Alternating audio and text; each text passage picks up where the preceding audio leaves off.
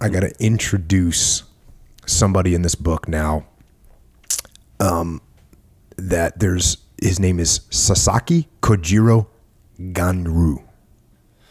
I'd have to see the last part. Yeah, you got the first Ganryu. Ganyru. Yeah, that's going to be hard to say. Yeah, I guess I'm going to go with what I'm going with. Yeah.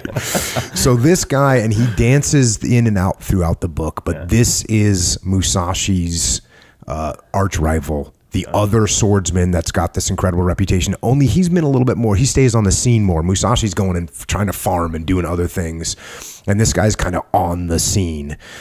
And there's one part where these elderly gentlemen are talking about who is truly the best swordsman / samurai in Japan. And here we go to the book. As he compared the two, he had to admit that the most daimyo, am I saying that right? Daimyo would prefer Kojiro.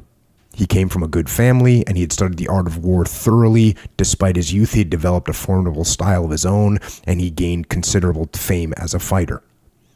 The story of his brilliant defeat of men from the Obata Academy on the banks of the Sumida River and again at the dike on the Kanda River was already well known.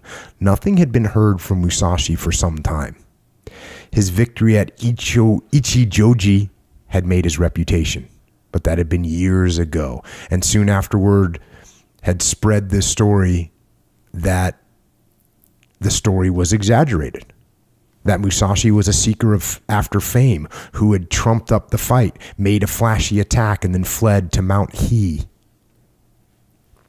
Every time Musashi did something praiseworthy, a spate of rumors followed, denigrating his character and ability.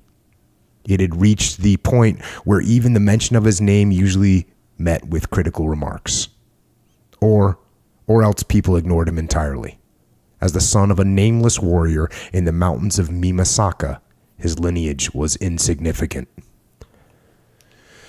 So he kind of faded. And he does some dumb stuff too, right? Like he does dumb things. Like he's a young... He didn't come from the ranks of people that were counseling him and keeping him in line. So he did dumb stuff like have battles against whole castles and attack people. He was kind of crazy, right?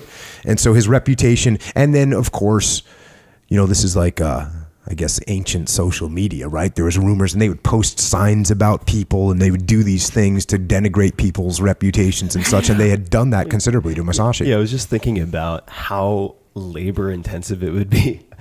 You're talking about spreading posters, like to hand create piles of posters that you would then go post to denigrate someone. Like the equivalent of a tweet was like sitting down for a week and hand making posters to put around town. And they do it in this book. They do it multiple times. They go on both sides. People write signs. Musashi does it. The other people do it.